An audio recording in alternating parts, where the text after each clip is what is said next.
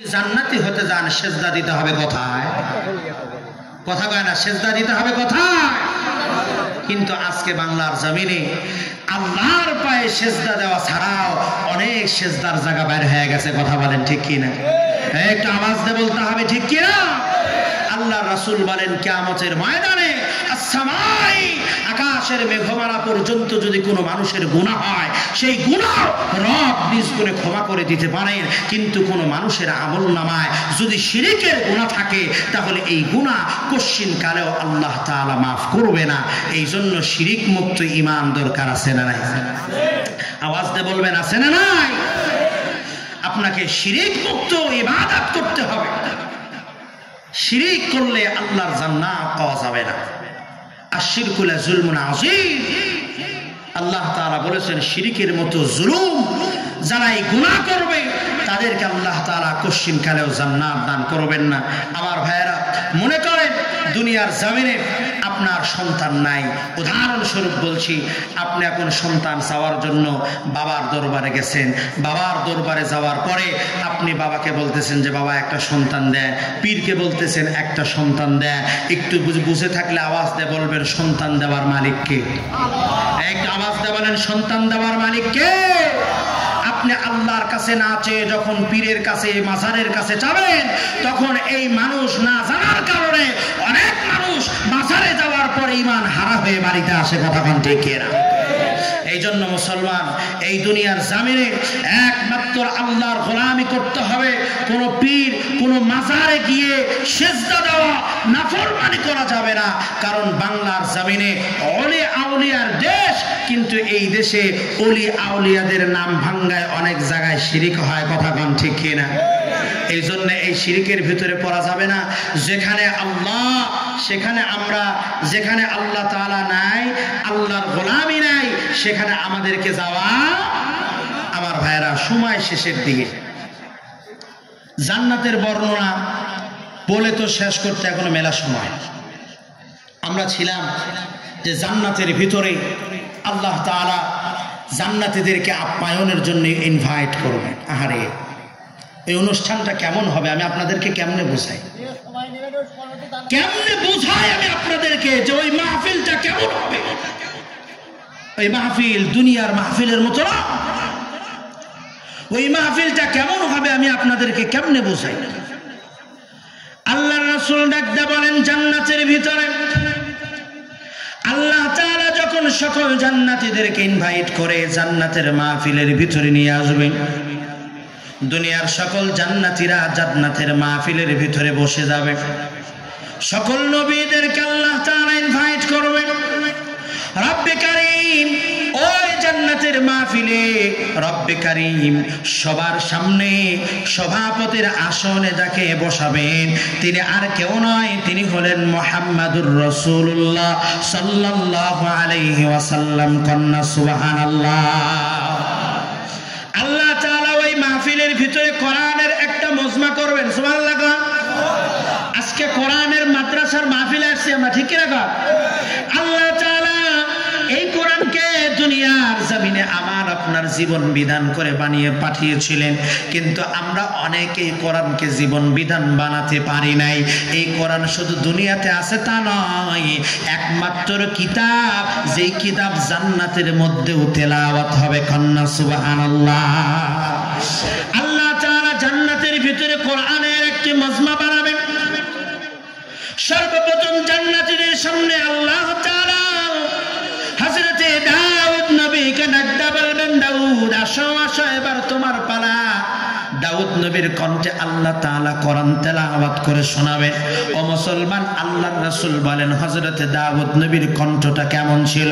দাউদ নবী যখন দুনিয়ার জমিনে তার উপরে নাজিলকৃত কিতাব দুনিয়ার জমিনে যখন তেলাওয়াত করত, তার কণ্ঠে পাগল হয়ে সমুদ্রের মাছ পর্যন্ত সে তার কিতাবের তেলাওয়াত শুনত।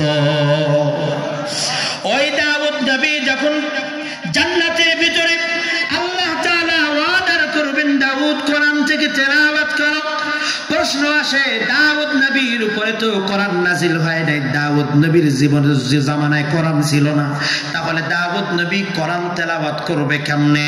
আল্লাহ তাআলা যখন দাউদ নবীকে বলবেন, দাউদ তুমি কোরআন থেকে তেলাওয়াত করো, এই কথাটা বলার সঙ্গে সঙ্গে দাউদ নবী 30 পারা কোরআনের হাফেজ হয়ে যাবে। আল্লাহর নবী দাউদ আলাইহিস সালাম কোরআন থেকে তেলাওয়াত শুরু করবেন। দাউদ আলাইহিস সালাম কোরআনের তেলাওয়াত যখন করবেন, গোলাম দাউদ নবী যখন কোরআনের তেলাওয়াত করবেন, আল্লাহর নবী বলেন দাউদ নবীর এক কণ্ঠ থেকে 70 প্রকারের কণ্ঠ দিয়া কোরআনের তেলাওয়াত বের হবে। দাউদ নবীর কণ্ঠে কোরআন তেলাওয়াত শুনে জান্নাতীরা বলতে থাকবে, আল্লাহ দুনিয়ার জমিনে এমন পাগল পারা সুর আর শুনি নাই, দয়া করে মায়া করে দাউদ নবীর কণ্ঠের তেলাওয়াত আপনি বন্ধ করবেন না, চলতে থাক, আমার শুনতে ভালোই লাগবে। কিন্তু আল্লাহ তাআলা দাউদ নবীকে থামাই দিয়া বলবেন, রে ও দুনিয়ার গোলাম, আমি কি দাউদ নবীর উপরে কোরআন নাজিল করেছি? আমি দাউদ নবীর উপরে কোরআন নাজিল করি নাই, আমি কোরআন নাজিল করেছি আজকের মজমার সভাপতি মুহাম্মদুর রাসূলুল্লাহ সাল্লাল্লাহু আলাইহি ওয়াসাল্লাম, আমার হাবিব এই কোরআনের দাওয়াত দিতে গিয়া উহুদের ময়দানে দান শহীদ করেছে। আমার নবী কোরআনের দাওয়াত দিতে গিয়ে তায়েফের ময়দানে রক্ত ঝরিয়েছে। আমার নবী কোরআনের দাওয়াত দিতে গিয়ে কাফেরদের হাতে মার খেয়েছে, লাঞ্ছিত হয়েছে। অতএব আজকে কিয়ামতের ময়দানে জান্নাতের মাহফিলের ভিতরে আজকে আমার হাবিবুল্লাহ কোরআন থেকে তেলাওয়াত করে মানুষকে শোনাবে। আরে আমার নবীর কোরআন তেলাওয়াতটা কেমন হবে রে গোলাম? দুনিয়ার উদাহরণ দিলে বুঝতে পারবেন।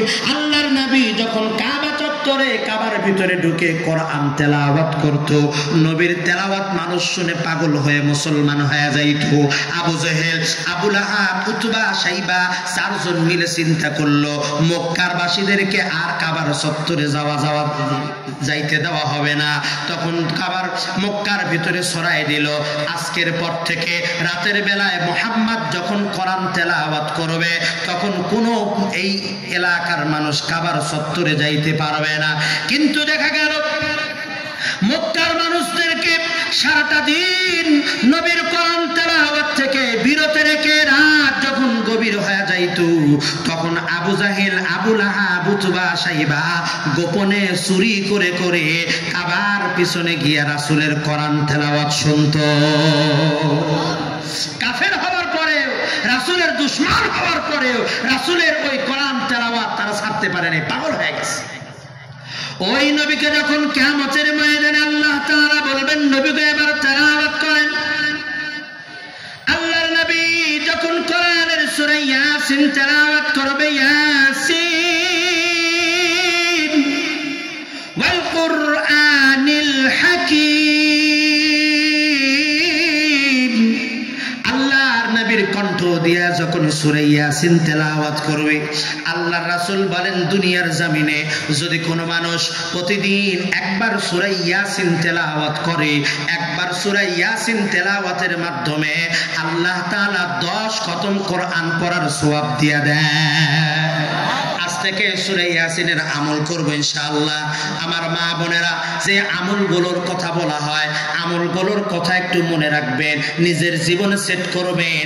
মরার পরে আমাকে আপনাকে জান্নাতে যিনি বানাবেন, আওয়াজ দিয়ে বলেন তিনি কে? আল্লাহর রাসূল বলেন যে ব্যক্তি সকালবেলায় সূরা ইয়াসিন পাঠ করে, সারাটা দিনের যত হাজত রয়েছে, যত পেরেশানি রয়েছে, যত কাজ রয়েছে, আল্লাহ তাআলা সকল কাজগুলোকে সহজ করে দেন। কন্যা সুবহানাল্লাহ। এই জন্য আজ থেকে সূরা ইয়াসিনের তেলাওয়াত করা যাবে ইনশাআল্লাহ। আল্লাহ তাআলা আমাদের সকলকে তৌফিক দান করেন, বলেন আমিন। আল্লাহর নবী যখন সূরা ইয়াসিন তেলাওয়াত করবেন, সূরা ইয়াসিনের তেলাওয়াত শুনে জান্নাতীরা পাগল হয়ে যাবে, জান্নাতীরা মাতাল হয়ে যাবে, ছুটাছুটি করতে থাকবে, আল্লাহর কাছে ডাকতে বলবে, আল্লাহ এ কেমন কোরআন তেলাওয়াত শুনাইলা রে মালিক, ও মালিক এমন কোরআন তেলাওয়াত তেলাওয়াত দুনিয়ার জমিনে আর কোনোদিন শুনি নাই। আপনার কাছে দরখাস্ত জানাই, আপনি এই নবীর কণ্ঠের তেলাওয়াত বন্ধ করেন না, বন্ধ করেন না। মানুষগুলো পাগলের মতো হয়ে যাবে, মাতাল হয়ে যাবে, বছরের পর বছর, হাজার হাজার বছর কেটে যাবে, কোরআন তেলাওয়াত চলতে থাকবে, মানুষের তাও ফুরাবে না। মানুষ শুধু বলতে থাকবে আল্লাহ কোরআন তেলাওয়াত বন্ধ করবেন না, কোরআন তেলাওয়াত বন্ধ করবেন না। আল্লাহ তাআলা মানুষকে ডাক দেয়া বলবে, রে গোলাম, এই কিতাব নাজিল করেছি আমি আল্লাহ, এই কিতাবের কথাগুলো আমি আল্লাহর কথা, এই কিতাবের কালামের ভাষাগুলো আমি আল্লাহর ভাষা, এই কালাম যা বলেছি সব আমি আমার কথা। এইবার নবীর তেলাওয়াত শুনলা, এবার কিয়ামতের ময়দানে ওই কোরআনের মাহফিলে আল্লাহ তাআলা নিজে কোরআন তেলাওয়াত করে শোনাবেন। কন্যা সুবহানাল্লাহ, নারায়ে তাকবীর। খারাপ লাগতেছে বাজার? খারাপ লাগতেছে? এই কোরআনের কথা চলবে ইনশাআল্লাহ আমার ভাইরা। আরে ওই জান্নাতের ভিতরে যাইতে কার না মন চায়?